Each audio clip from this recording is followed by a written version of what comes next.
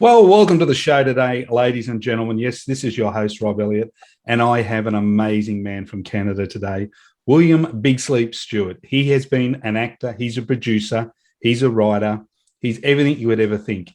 And as we know in typical land, the video has just dropped out. Can you still hear me there, Bill? Oh, I can still hear you. I'm not even sure what happened. There was something that popped up, and I'm gonna make it go away. But let's continue. Let's continue. It's going to look great on YouTube. So, at least I see the picture you've got up is a much younger version of you.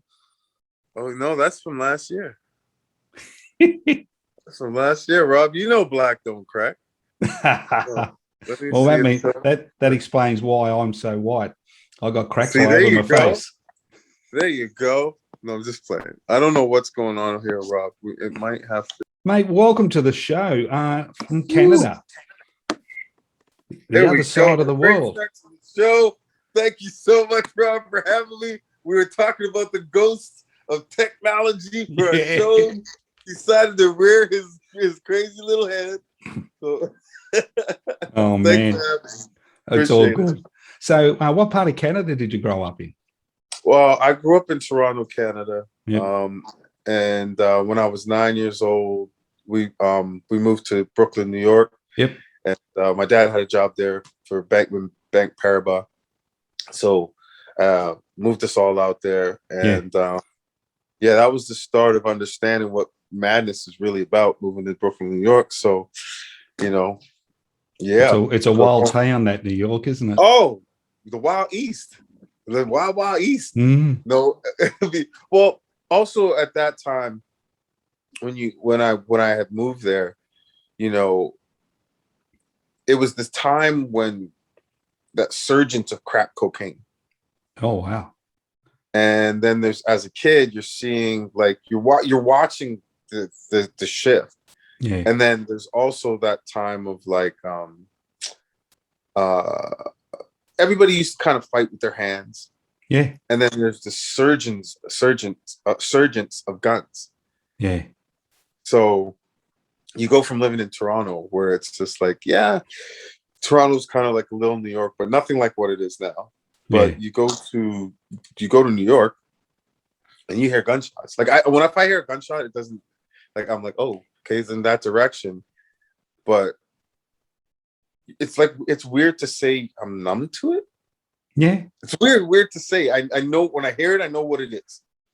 That's not no firecracker. I could decipher a firecracker from what I'm hearing. And it's at that time, being so young, you have to grow up fast, and it's crazy, moving there and at that time, coming from Canada, multicultural environment in Toronto, to where you saw this is a neighborhood and you don't see any white people for 10 blocks that way, 10 the other, or it's delivery. So I started to see the difference between communities that were actually segregated communities. Yeah. And that's probably, for the most part, the East Coast. I love the East Coast, but now I reside on the West. You know what I mean? Now I got to go with everybody. The West is the best. You know what I mean? So how long do you live in New York? How long do you live in New York for? I lived in New York from when I was 9 till I was 15 years old. So when you take that, you have to equate that to dog years. And that's what I'm serious, and that's what people don't understand. It's you grow up so fast in that city.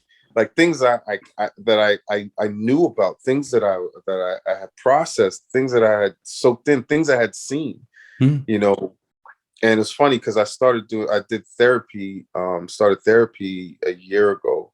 Yeah. And when I talk about a lot of the old things that I've seen, so you have to think, by the time I was 15 years old, I've seen 7 of my friends die. Yep. I've probably seen about 3 by gunshot wounds, seeing it. And then to get to a point where you're like, oh, and what about those other people that I saw? The one guy was playing a video game who got shot right beside me, blood on the screen, and getting chased home by the guys because they know I was the only guy, that kind of stuff. So, but that's normal. And I'm telling you, it's not normal, but it becomes normal for you for yeah. things that happen. So, you know, at 15 years old, and then I moved to Edmonton, Alberta, Canada, to live with my auntie, because my mom was like, you need to go. Like, this Yeah. is you just the crowd you're hanging around, what's normal to you. Like, why do I have a gun at 15? It was just normal. Yeah, it is. Yeah, it's how you grow up. That's what And it then just when you became. leave, Yeah. you're like, excuse my language, that shit ain't normal. You know, but you know, it taught me to understand and really not judge, to be honest with you. Yeah. Because when you're taking out of an environment, when you really when you understand it and you see certain things, because coming from Canada, you're like, why the hell is this like this? Mm. Even healthcare. Like, I mean, whoever tries to convince Americans that Canadian healthcare system is garbage is the devil. So just know who you're dealing with. When whoever says to you that the Canadian healthcare system is not going to work and it's garbage, trust me, that person and those people are the devil. And I know, sorry for saying this on your show, Raw. That's okay, bud. Go for your life. But the reason why I say that is because I've had a kidney transplant. I suffered from kidney disease for a strong 5 years, 6 years. Yep. Had the transplant. I was in my room, did my thing, took meds. The medications that I'm on are roughly about $1,300 a month, and it costs me $2,250. And I still haven't received one bill for the surgery or anything, still going to any of the doctors. So I don't know about you guys. I don't know if the system works for you guys in the United States of America, but it still works for me in Canada. Tell you that much. Very similar to Australia. We're blessed with a pretty good bloody health system as well. Very similar to what you guys have got there. So yeah. So I mean, when you notice that, you understand that there's just certain things, and I'm sorry that it's going to take multiple years to change. I feel blessed to just be alive. Did you finish high school when you went back to Canada? Well, the funny thing is I went to when I got sent to Edmonton to live with my aunt. I went to high school. Yep. But I feel like it was a lot of you're still dragging that as a young child. Your brain's not even mature enough to understand that, you don't need to bring all that New York stuff with you to a new place. You still don't know who you are. So rebelling and being, an idiot is one thing. So I adjusted from even thinking like that. I was just always the funny kid that was disruptive. And it's weird how I made a living, and I can say, well, I know you told me I wasn't going to amount to nothing. Oh man, if you listen to the story of most people who are creatives, which is what you are, and have been successful, school didn't fit them. School never suited them. Very few, and most of them were told at a young life they were never going to be anything. And they just took it and said, well, stuff you. I'm now going to go out and prove all you wrong. And like some of the wealthiest people in the world and the most successful, because I class that as two different people, never went to college, as they say in America, or as we say, university. They just learned. They just put their head down and off they went. Yeah, so I don't have a high school diploma because they basically told me at the beginning of the year that you're not going to graduate. You're not going to graduation. We just feel that you're going to disrupt it. And then that was the real conversation. I said, well, why would you tell me this now? Like, why wouldn't you just tell me at the end of the year to see what I was going to be doing by the end of the year? So at least if I had the grades, I would, you know what I mean? So I thought, I didn't know if at that time they were setting me up to fail, but my brain went, all right, well, there's marijuana and there's a bunch of other stuff that these other idiots that I'm hanging out with want to do. So why don't we just hang out here at school? Because I'm not going to graduation anyway. Mate, I had a priest who was teaching us in early high school, and he actually gave me the strap the big leather strap on their hand at the start of class. And I said, why, Father? And he said, because you're going to get it anyway. Oh, wow. Yeah, I mean, but that's the kind of stuff I had to deal with. Yeah. The principal didn't even do it anymore. He just said, have a seat. Just tell me to sit down in the office. And I'll just sit there. Okay. Yeah. So what did you do when you left school? I mean, you've been successful now. Anyone that looks you up on the net and sees your sheet of what you've done and the movies you've been in, the TV shows you've been in, I mean, you've made a bloody good life. And I'm sure it's your hard work. We'll get to it, but you didn't get there overnight. How did you go from going with drugs and hanging out with the wrong kids, not graduating? Where's the link? There's obviously something in between. Well, it's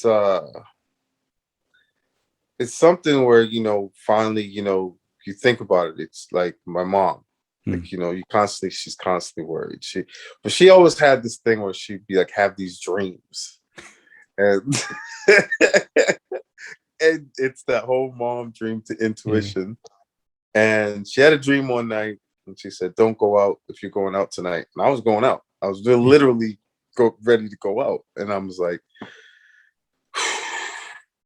why is she calling me with this voodoo lady stuff and telling me not to leave the house? And I know I shouldn't leave the house. And I shouldn't call it voodoo. Right? I think it was just her intuition. And she was very spiritual. She's always saw things, and things that she would say would come true. She said, don't go out. I see you with the police. The police are tonight. I see police lights. Please don't go. But she was really pleading with me and like emotional about it. Yeah, I'm like, Mom, man, I love my mom's, but she crazy, man. I'll be there in 20 minutes. So I go out, and then ended up happening where there was a brawl had broke out. But we were trying, and then all of a sudden you're in this fight. And now you're getting, why am I getting hit? So then you start defending yourself. And I had knocked some guy out, and that we're like, all right, let's leave. But as we're leaving, the police came in, so they weren't letting anybody leave. So when the story came and people are pointing fingers, like, why is this guy on the floor? That guy did it. Yeah. So, and then in Alberta, the person doesn't need to charge you. The police will, just based off the information. And that was kind of like the wake up call. Yeah. Because it's like wrong place, wrong time. But I was warned. You were. So it was one of those weird epiphanies where I was like, she was trying to warn me. Yeah. And at some point you gotta listen. And she always used to say, who don't hear will feel. I felt that one. Oh, how true. Who don't hear will feel. That's awesome. I got to remember that. Yeah. So it was, and you're still young, and you still don't get it. You're still trying to process like what it is, but whatever it was, she said, because I was like, well, I want to be a rapper. Why? I don't need a charge on to travel and all this other stuff. So one thing that if that didn't happen, I think, you're easily led. Like, well, and then she also had a saying, friends will bring you go, but they'll never bring you to come back. And I was like, is that some West Indian talk that you're missing some letters and some words in it? But okay, whatever. I'm just, but okay. But it makes sense. Like, your friends will always take you on a journey, but they'll never bring you back the same. Yeah. They'll never bring you back if you go off on a wild or a journey which you shouldn't be. And she was always brought us up the right way, manners. Please, thank you. Take your shoes off in somebody's house. Yes, ma'am, no, ma'am, good morning, evening. So I think that was the start of it, to be honest with you, where I really started to kind of go like, something's got to give. Like, and what happened? How did you get into acting then from there? Did you go to music, or did you go? I went to music first. Music was like at 15, 16. That's when I really started getting the music. And it was all because of Bill Conley. He was a rapper out of Edmonton, Alberta. He's a white rapper on top of that. So it was very unique back then to have a white rapper. I think there was Third Base at the time. well, everybody knows Vanilla Ice came out Yeah. for, and then, but there was really good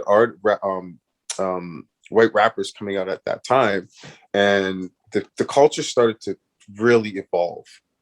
And AOK, his name is Bill Conley. He had a radio show, and I was kind of intrigued with how dope this guy was. I was like, yo, his rhymes are sick, Yeah. and you have to also remember there was a time where people, like, it was honestly reverse racism when it came to hip hop, because Yeah, it was like, yeah, yeah. it's and the funny thing is I started telling people, have you heard this dude AOK? He's pretty dope. Like, you know what I mean? So I'm trying to slick. I'm talking to my friends in New York, and I'm sending stuff back, and they're like, "Oh, snap!" I'm like, "He's a white guy. Tell you, he's a white guy.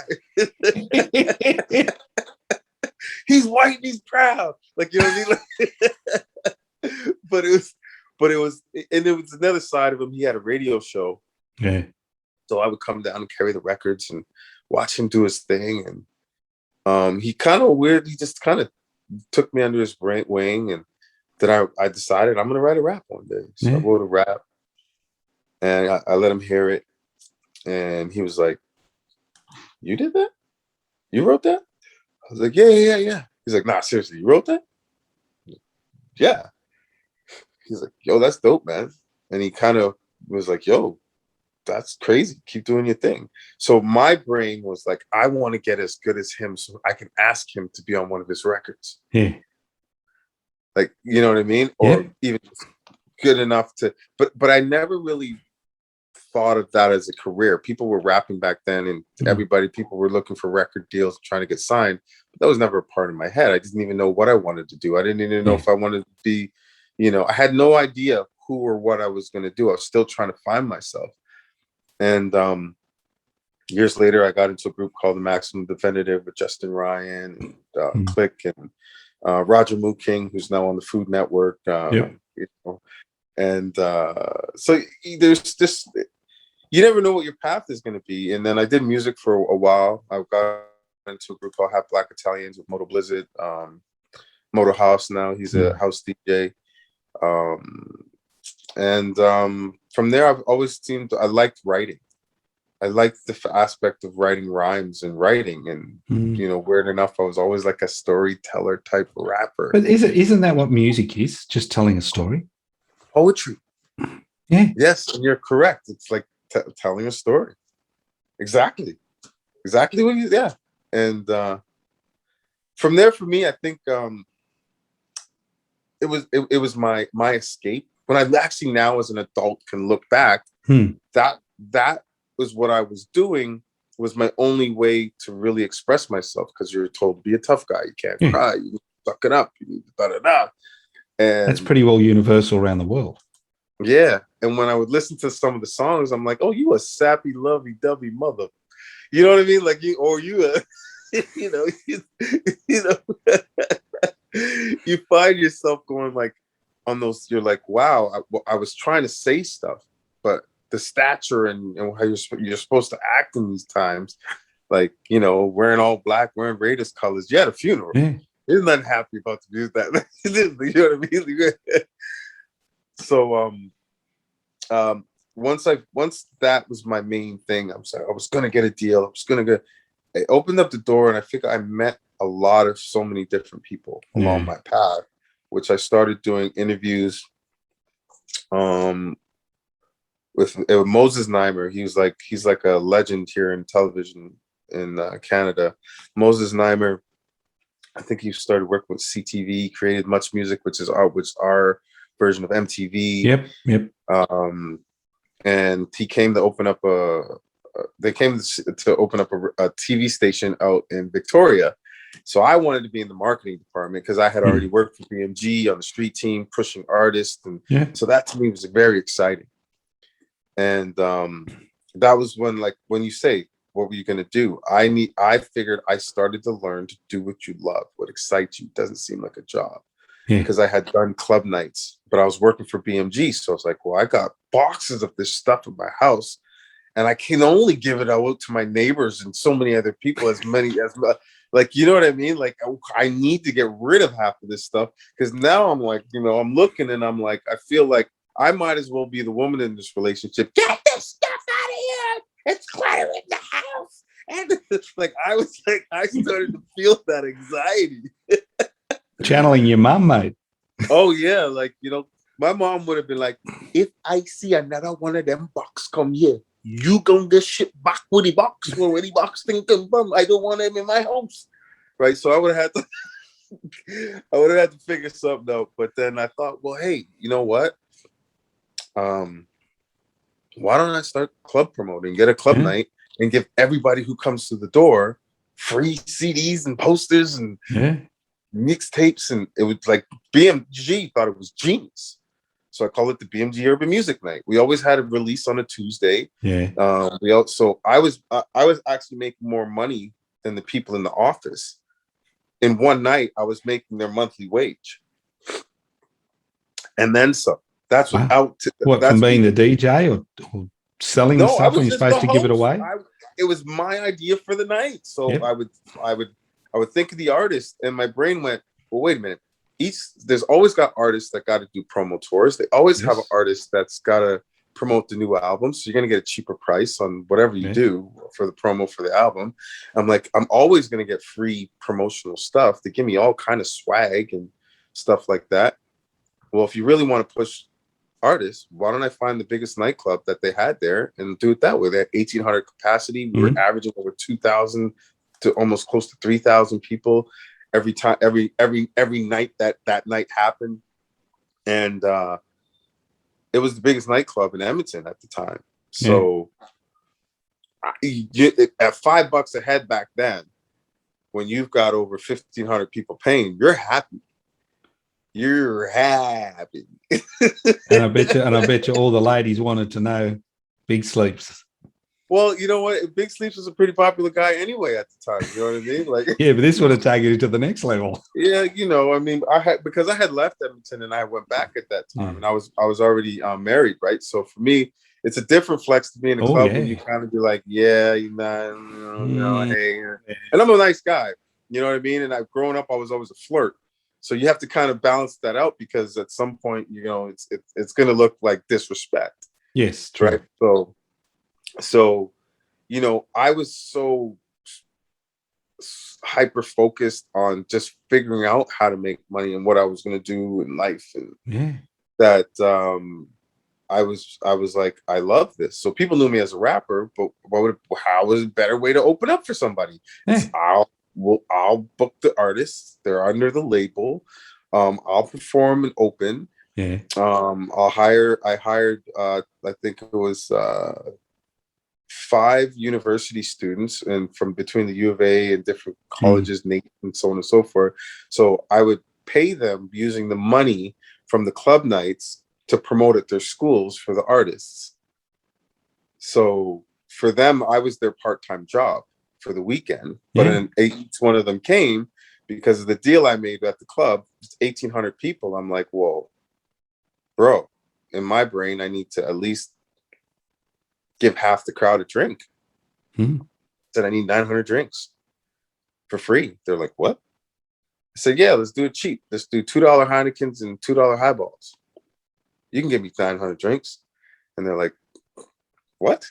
So I said, all right, well, I'll talk to the reps. So it worked out that the reps ended up giving me 400 shots or bottles to active.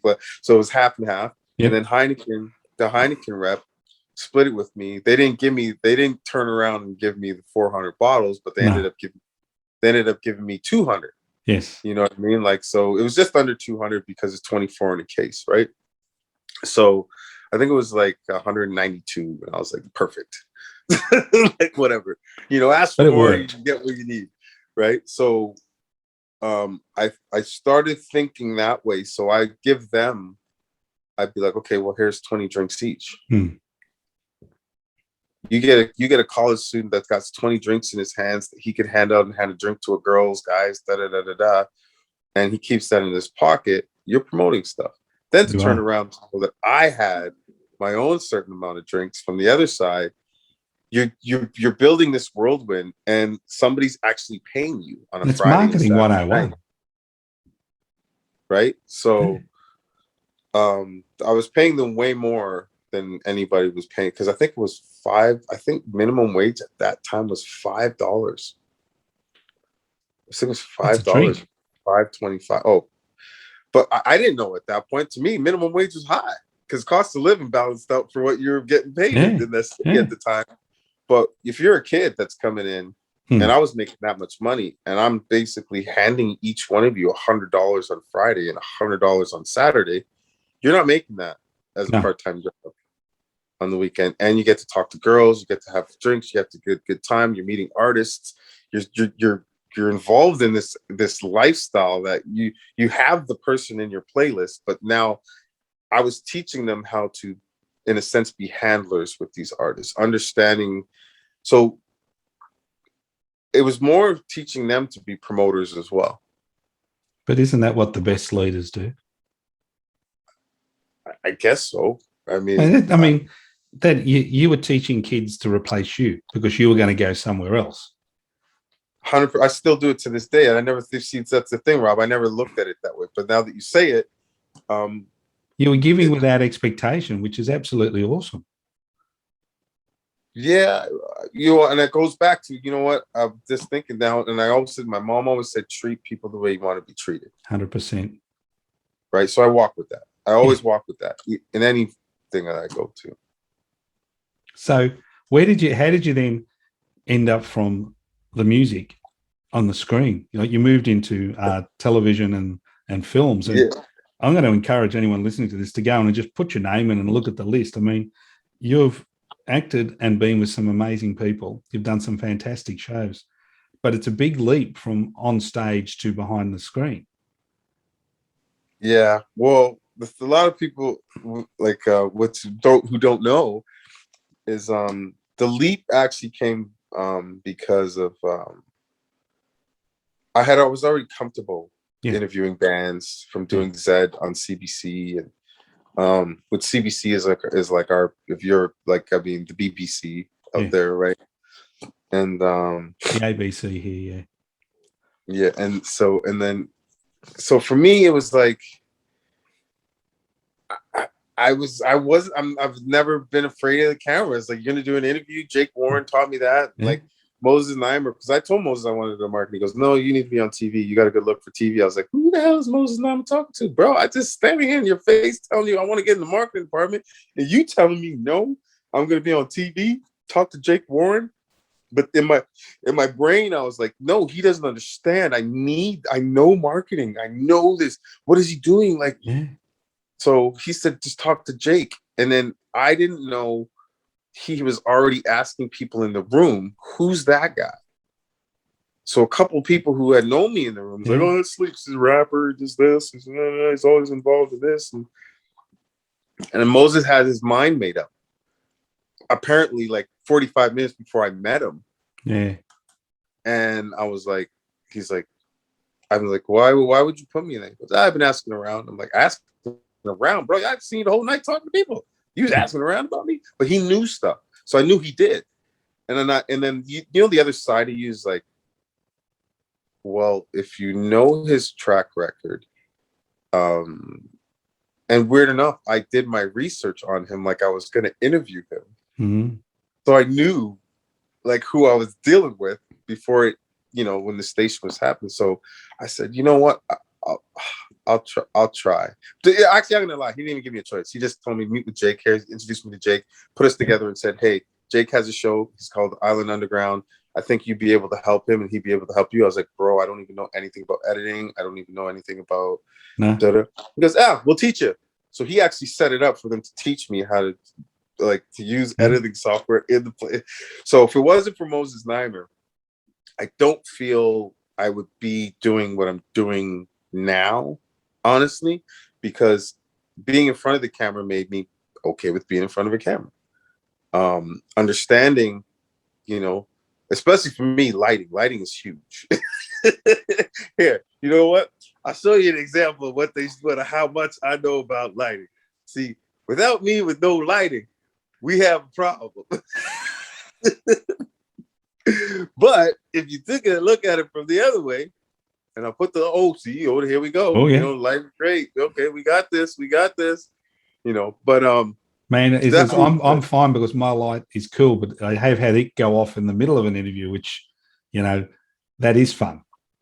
right. Oh, it's hilarious, to be honest with me. You know, but that's honestly, I believe, Yeah. if it wasn't for Moses Neimer and giving me the confidence to be able to kind of go, oh, I'm in front of the camera, what's the difference? So going on stage gave me the confidence to go in front of the camera because Yeah. I wasn't afraid to grab a mic and be like, blah, blah, blah, blah, you know, say my rhyme or ask me questions. Yeah. So it was like a domino effect. And you have to, and a lot of people who, I hope those of you who are listening, that's what still me at a time was still trying to find myself. If you would have told me back then that I would be doing this and sitting here with you, Rob, and so I would be like, man, you know what? With you, cool, man, but I'm out. Like I don't waste my time. And it so many things when you think of that saved my life. How It many saved me. how many people do you think? Now you grew up in a tough neighborhood. You saw the worst of the worst, right? You get to now and you look back. How many people do you think who were incredibly talented never got on that talent because they went no when that opportunity went, here you go and do this, rather than go, oh, stuff it, let's do it. What's the worst that can happen? I think 95% of people. So do you think that might be the difference between people who are successful in whatever they choose to be and people who just get it, go along in life? Well, I think it's two things. I mean, by rights, you shouldn't be successful. You shouldn't have achieved anything. You should probably either should be in jail, having a dead-end job, or dealing drugs. If you go by the stereotype that people like to put on people based on where they are, the color of the skin, or whatever that rubbish is. But you did the opposite. You went against it, what everyone said you would be. So there's something different that you did that others don't do. I have to say, I decided at one point that pride and props, people who want props and pride, if you look at they're pretty similar, and both of those things will leave you broke. Yeah, true. Because if you're so consumed with acceptance, that's the most important thing to you. It's not the most. It's no longer love, happiness, peace. Yeah. Like you're still messing. You're still which I feel ends up being a part of narcissism. Yeah. Because you know, if you sit there and all you're worried about is you, but you're not worried about everything else around you, it's tough. You may have dreams and goals, and you sacrifice. Everything's always a sacrifice. No matter what you do, no matter what you take, like even this path, as much as I could say I love what I do and how much I've sacrificed so many things that I've missed with my kids that I can never get back. But I know I have to tell myself when this is all said and done, they'll understand, and I could leave something for them. They'll understand that Dad did this so that way I don't have to. Wow, you getting me emotional. I don't have to. I don't have. It's honesty. It's not emotion. Work as hard, because the one thing I started to realize is like parents don't set you up to fail.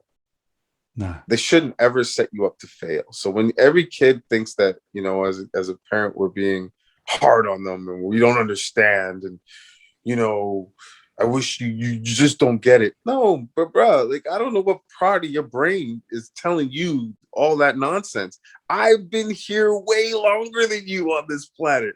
Trust me when I'm telling you. It's not an argument or a fight or anything. Because you know what? If I lead you down the wrong path, I'm going to tell you something. It's going to cost money that I don't want to spend on you for dumb shit. So let me save dumb shit money.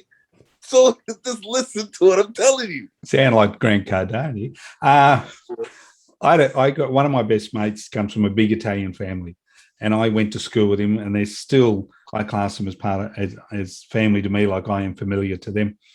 And his dad used to say to us when I was over there as a young fella, now, when you come in later than what I'm told you's got to be home by, I want you to think of an excuse that I don't know or I haven't already used.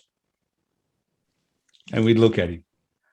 And I think at the time he didn't quite realize, but he was basically telling us, I've been there, done that. I've said every excuse under the book. You can't get me. Yeah.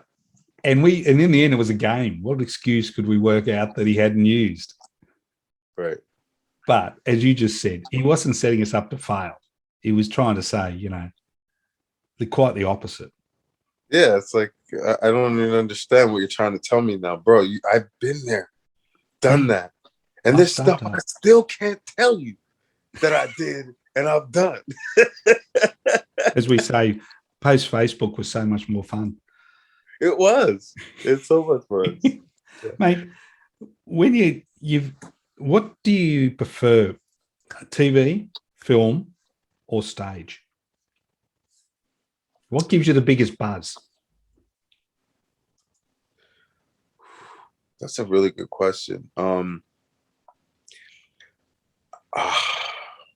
while you're thinking on that one, I'll ask you, what was it like the first time the crowd reacted to something you did in a positive way? How did that make you feel? Well, I remember exactly what it was too. I was a kid. Yeah. I was probably about 5 years old, and there was school play, and it was Wizard of Oz, and I got to play the lion. Yeah. And if anybody's seen what the lion looks like in the Wizard of Oz, you're not a lion, buddy. That's exactly what I look like, Nick. So I was a perfect fit. No, I'm just joking. Yeah, I know. I hear what you're saying.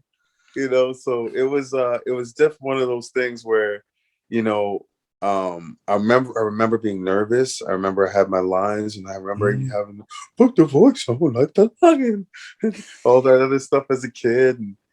And I remember the play was done, and I wore that lion suit in the house because it was pantyhose stockings and the thing. And I remember I wore that so many times after this play was done, playing outside, and I started getting holes in the stockings. And my mom was just like, "Can you please put on?" I still had the tail, like they had the tail that kind of we pinned on, but it was like I think there was cotton in it, but the way it bended, I still had the tail and it still wagged. And I remember that that thrill, I think, from the response of the audience was some of the first feeling that I felt of, like, outside of my mom's love and everyone else. And because sports was normal to be like, "Hey man, good going." You're like, "Yeah, I got 4 of them. That's cool."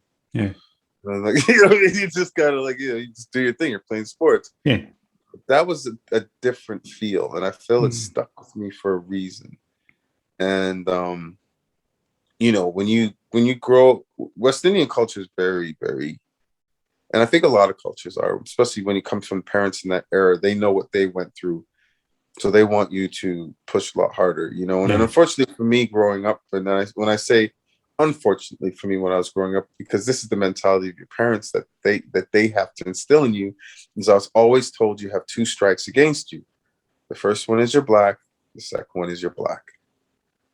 So the next strike, you better be able to hit the home run with it.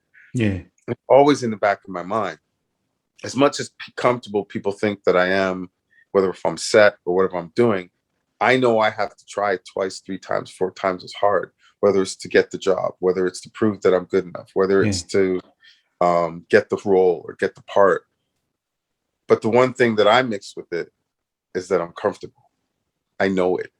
Instead of dwelling on it, I looked at it as, not everyone thinks that way. Not every person that's not of color thinks that way. But I will eliminate the ones. Hold on. That ghost is back.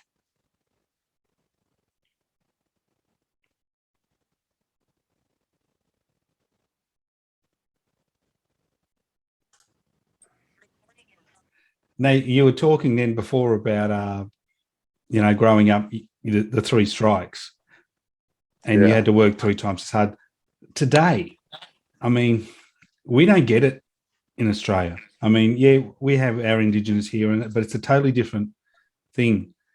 Do you think today a lot of that old bigotry and that old, judging by someone by their color has improved where, anyone who's decent doesn't even look at someone's color, to be honest. They just take the person to who they are, and they're either good at the job or they're not, or whatever.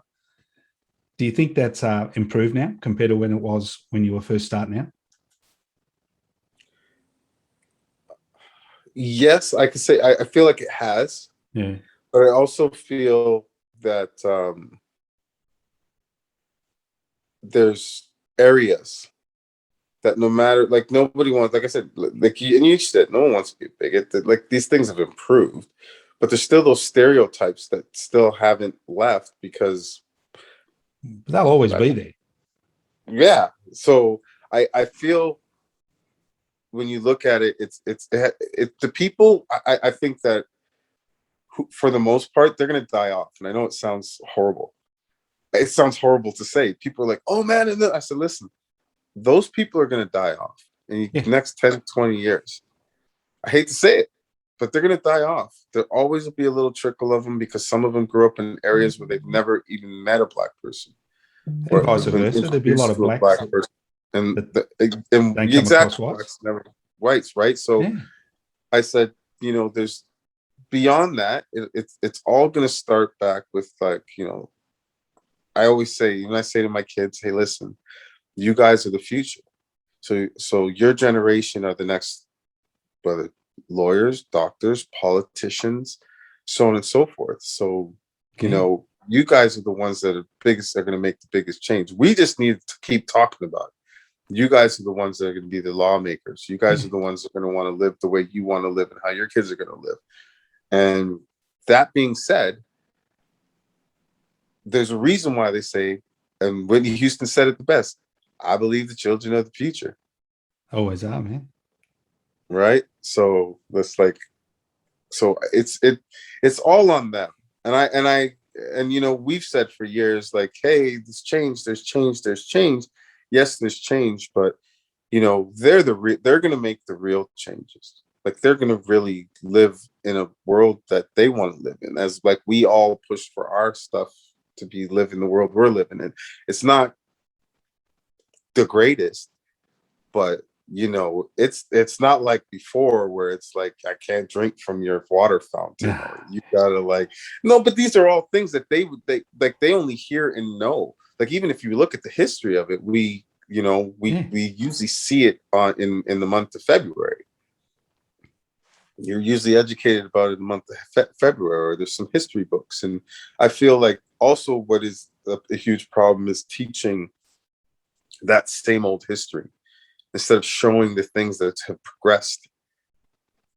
I agree with you there. The thing that I don't like is I don't want people talking the history and talking the good and the bad, but take the political side out of it. Just stick to the fact. Yeah. Once you start putting it on, I've seen people who honestly believed, what they were saying, but turned people against them because they're so just as racist and so bigoted against a white rather than just, and people who would normally, I've watched it in conversation and gone, you're losing people who aren't this way. Yeah, they're with you. You're actually creating what you're complaining about. And that's exactly the biggest problem I felt. And it's like a lot of the,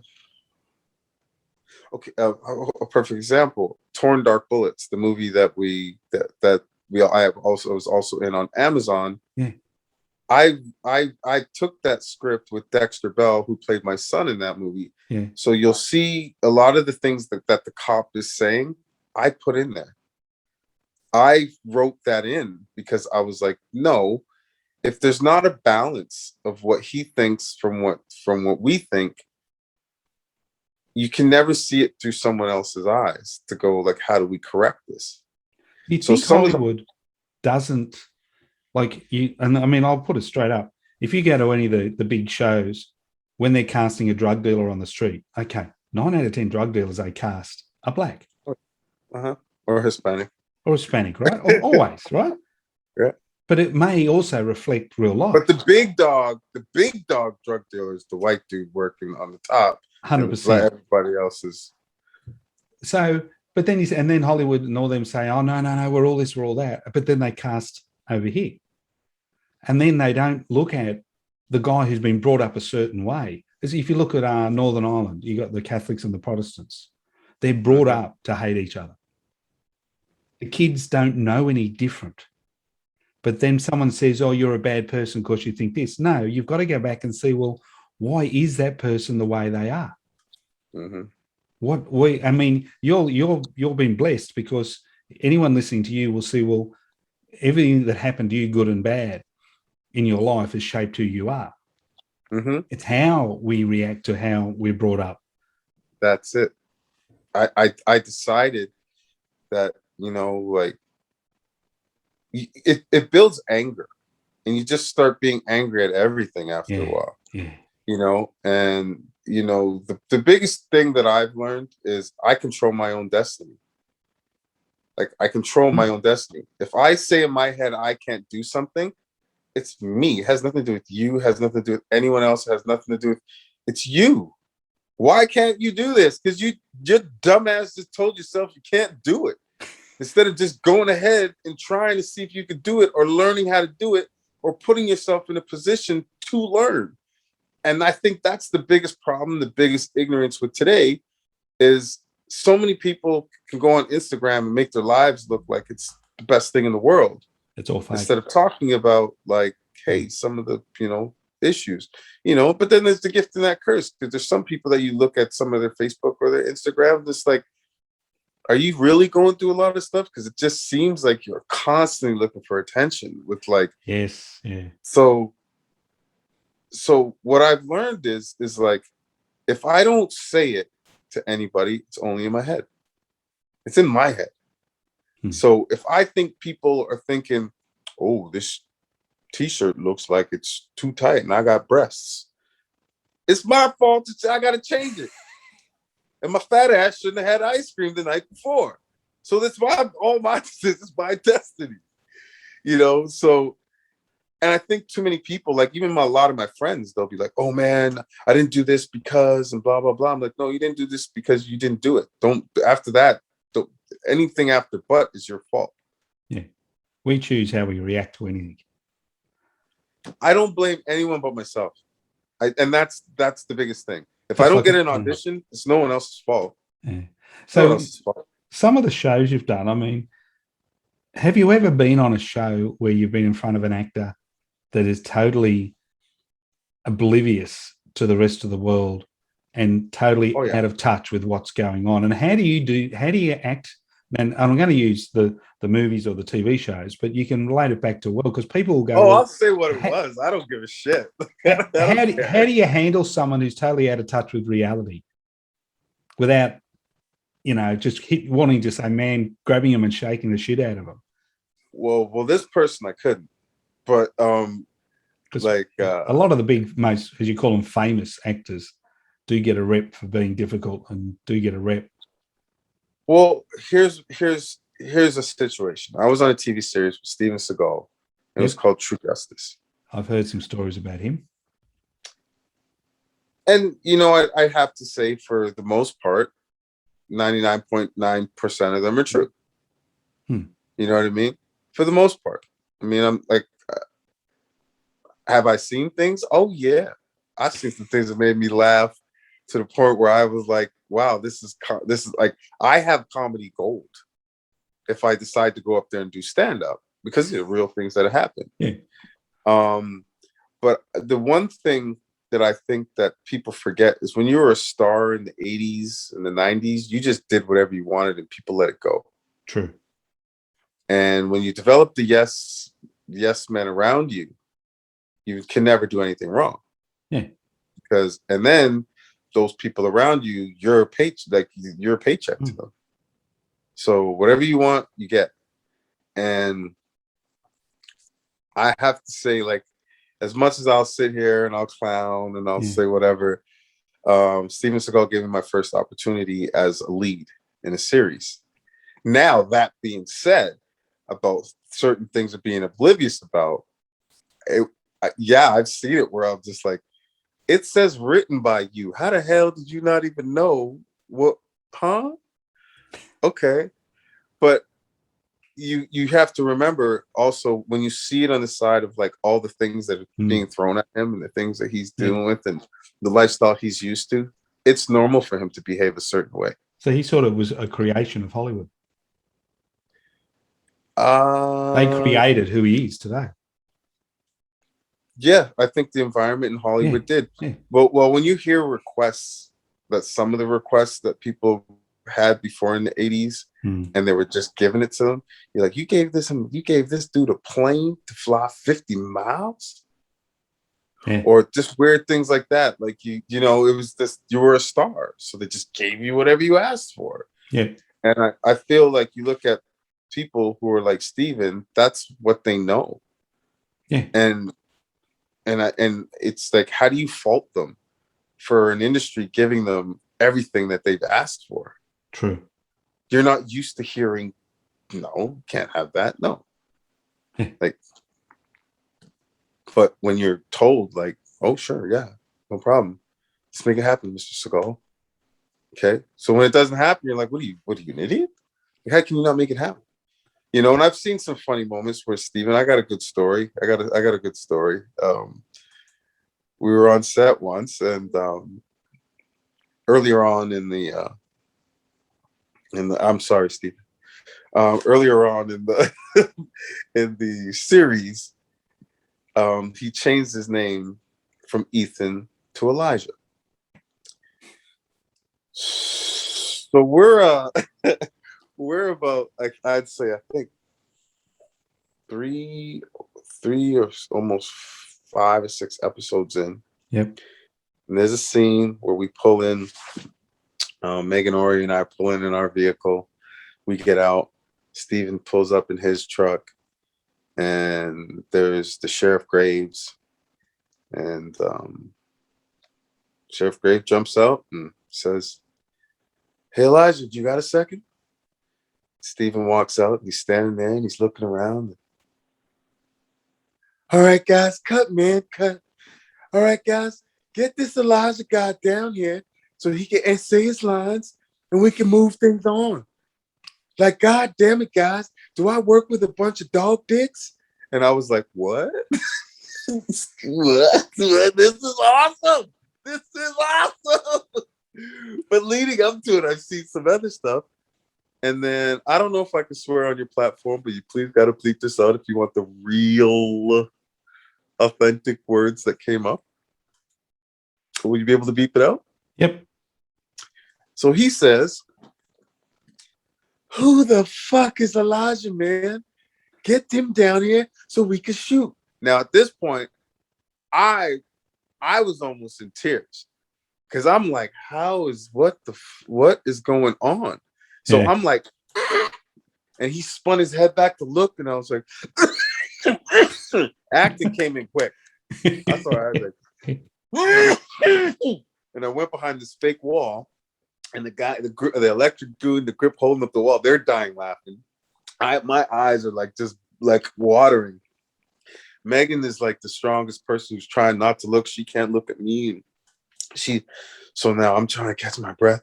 And then I see the director and the producer going like, "I'm not going to tell him. You tell them." As they're walking by, you tell them. I'm not telling them. Which made me need to go back behind the wall and start dying. Yeah. And they're telling them, and they're like, Steven's like, "Guys, get this goddamn Elijah got a set." They're like, Steven, you're Elijah." Huh? Oh, no. You're Elijah. I'm Elijah. Oh, man. All right, guys. Well, then let's roll sound. And we're like, and I can't because my eyes are literally red. And like, reset, take 5. Oh no, it was beyond take 5. Like every time I heard, "Hey Elijah, you have a second?" That was it. Like it was game over. I couldn't help it. So we actually ended up shooting that whole scene in a whole different place. A couple little while later. So we had such a great time with it that we made T-shirts. We made "Who the fuck is Elijah" T-shirts. And we were wearing them. He had no idea on the last day what that meant. Nothing. He's like, "Oh, those are great T-shirts, man. You guys can get me one." And I couldn't even. I almost lost it again. And I feel like, you think of those kind of situations. It's it's years of going, well, this doesn't work. Why isn't Yeah. this working? And I feel Yeah. that the industry had changed. But when you for me, on the other hand, he was really good to me. He invited me to UFC fights, and I was like, nah, I'm good. Not realizing that you meant, go to the UFC and fly to Vegas to go to UFC. Okay. So that's that's I feel was one of the moments that I realized that Hollywood can consume you. Yeah. And they really they push you for your ego to be beyond what it really is. And so a lot of them don't live there now. A lot of I've seen most of them have moved out of Hollywood. They fly in to do the shoot now. In Australia, you can't even get a soundstage because a lot of them they're all coming here because they can. I think it was Billy Connolly or somebody. It was some mega star. They turned around and said, "Why do you spend so much time in Australia?" He said, "Because I can walk down the pub and have a beer and not get annoyed." He said, "We can go and do our work and then go out. There's no paparazzi as such. People leave you alone." And the same as Canada, they just get up, do their work. They're only people doing a job. They're no different to anyone else. Before we wrap up, I'm going to ask you, do you have a favorite movie or TV show you had so much fun doing? Yeah, I would say Coffee and Cream is definitely up there. Game Over Man is definitely one that I've done that I wish never ended. And the LA Complex is a TV series that I wish never ended. Yeah. Well written, good vibes, good peoples. It's good when you get into an environment like that. Yeah, well, no one wants to go to work where you have to deal with BS. And, you're supposed to go to work and be excited about doing your job. You're not supposed to go to work to be yelled at. True. Your boss should be there to uplift you. If you don't have a boss that's willing to teach you what he does on a just in case a day that he might not be able to make it because he falls sick and you guys are not stranded and swimming with alligators, leave the job. So I'm saying, find the job where you can work, where you can move up, and that person's happy for you to move up. Because when they move up, you're still working with them. Mate, if I could get your table at your favorite restaurant for a couple of empty seats, who would you have? Sitting with me? Yeah, just for a chat. Doesn't matter if you've worked with them or not. I mean, you've seen the good and the bad of ugly of Hollywood and the music industry and TV. Wow, is there someone within that industry or someone from outside that industry you love just to sit and have a chat with? Wow. Well, I know Denzel would definitely be one of them. Yeah. Denzel Washington would definitely be one of them.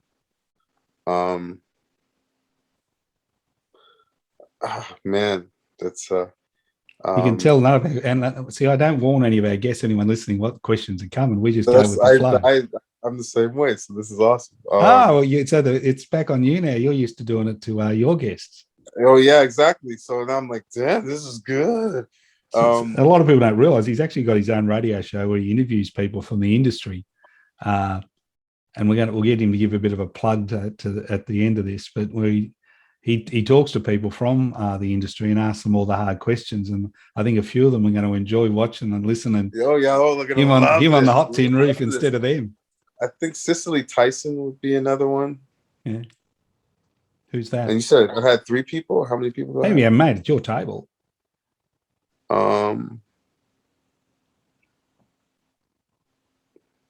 Joe Pesci. Now that would be interesting. In his heyday, that would have been even better. Yeah, Robert De Niro. I think Harry Belafonte. There comes the music.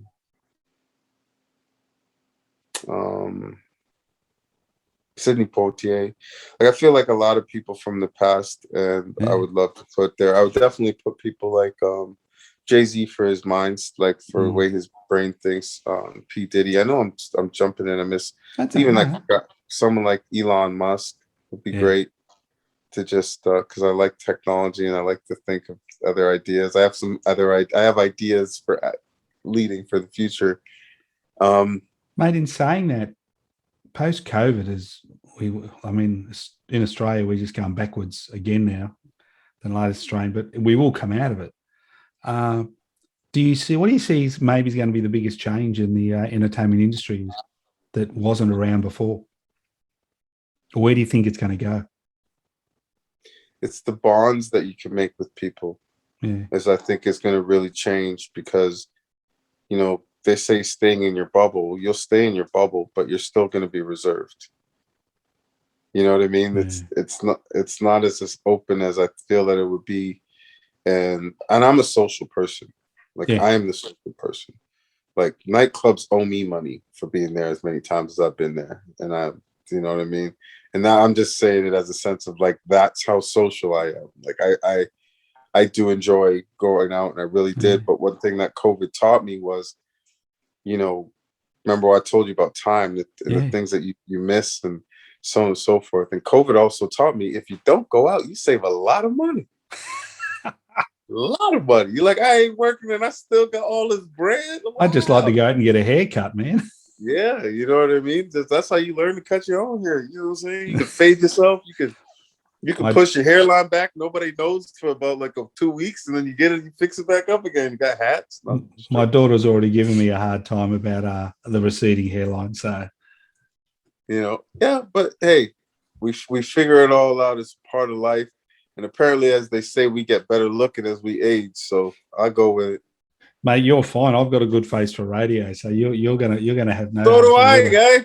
So do I. We're both in the same boat. We're setting ourselves up for when it's all over. People don't understand. We're thinkers. We think ahead. Mate, last question before I ask you to give you a plug of what you do these days. If you ran into that 15-year-old self back in Brooklyn, what would you tell him after everything you've been through now? I would say, it's not your fault. Like, you're growing. If you didn't go through that, a lot of those things, that's just it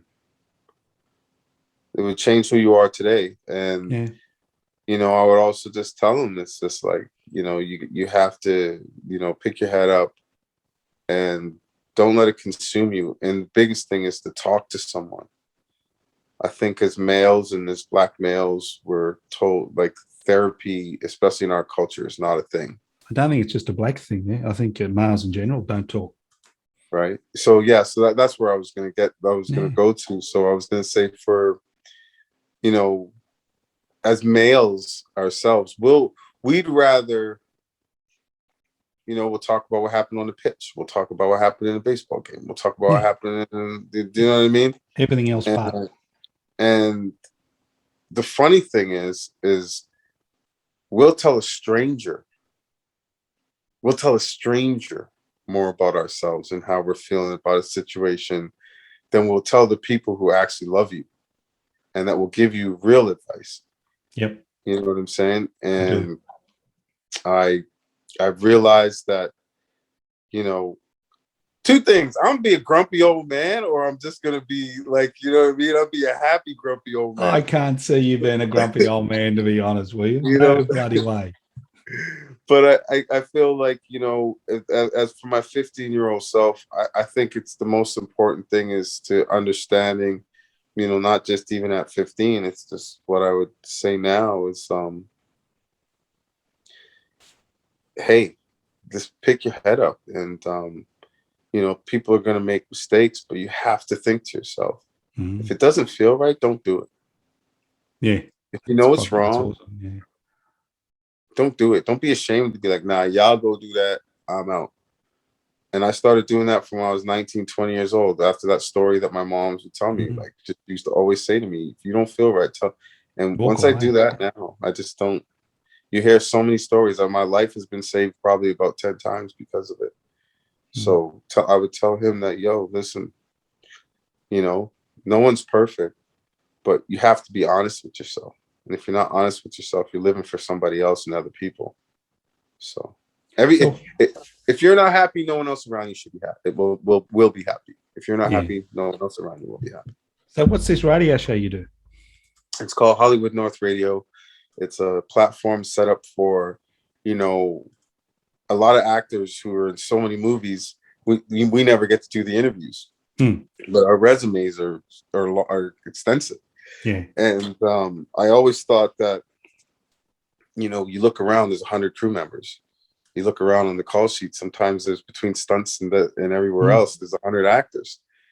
But usually it's the top 4 actors that are, you're in that movie, so you guys are selling the movie. Yes. And I thought, you know, what a great way to start a platform to just help people in the arts. It's just, you know, it's also arts, business, entrepreneurs. I think a lot of people forget that as creatives, we're creative in so many different ways. Yeah. It's never just the one. And that's the same thing why I got involved with Cloud Van Tales, because it gives my friends now an opportunity to do comedy and build your comedy reel. A lot of the times you don't even get an opportunity to do that. No. So there's Cloud Van Tales is a great platform to do that. So that's where Hollywood North Radio started. And you know what, my friend Degree One, DJ D Wiz, they got me into radio as I got older, and they made it even more comfortable for me after AOK did. So I understand the power of what we do. Rob, and I understood it at a young age, and I just needed a way to figure it out and build it, and something big is happening for Hollywood North Radio in the next, well, things will be signed, but you gonna give us a hint? I can't really say it until, well, it deals with Hollywood North Radio, it deals with a bigger platform, and it deals with 186 countries. Wow.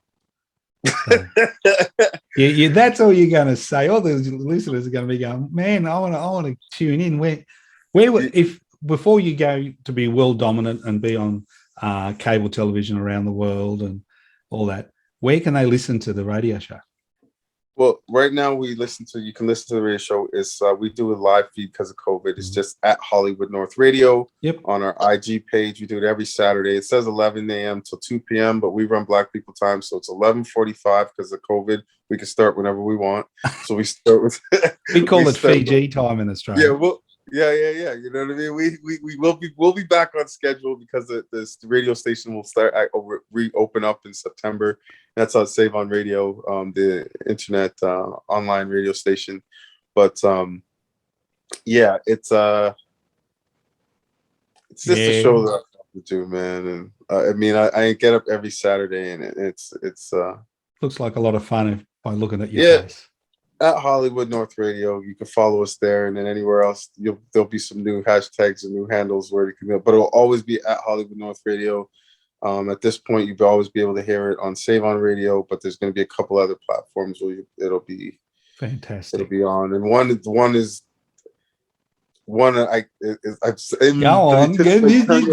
want to tell you, Rob. I want to say it, but you know, how about this? How about I do a trade-off with you? Okay. When it goes, I'll have you on, and it's like I really enjoyed this interview. I've done interviews with so many people, and a lot of them been great. But I love the way that you're not robotic. I love the way that it's very natural. It's a very similar way that Hollywood North is set up. Awesome. It's no BS. There's a good conversation, and your platform is something where I would be like, I gotta watch now because I like this. Like, awesome, man. Well, what I'm going to say to the listeners, when it's launched, and I know you'll send me an email to make sure what's going on, I'll make sure I put it up on all my socials and everywhere else so people can actually follow you. And you're gonna have to. You're gonna be a guest. You're gonna have to. You're gonna be a guest. I'm gonna be honored to be a guest, but even before then, I'm gonna make sure that people know where they can hear you. Thank you so much. I really appreciate it. One thing I would like to say to people is I'm one person that says one hand washes the other. Don't be afraid to fail. Yeah. Learn, ask questions. There's no such thing as a dumb question or a stupid question. And I used to tell that with everybody I worked with when I was at ALM, when working in the location department, and anybody I'm around. There's no such thing as a stupid question, because if you're willing to learn, you will find the answer.